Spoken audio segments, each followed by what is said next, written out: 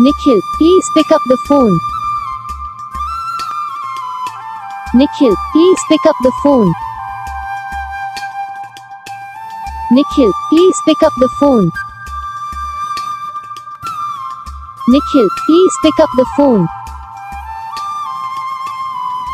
Nikhil, please pick up the phone.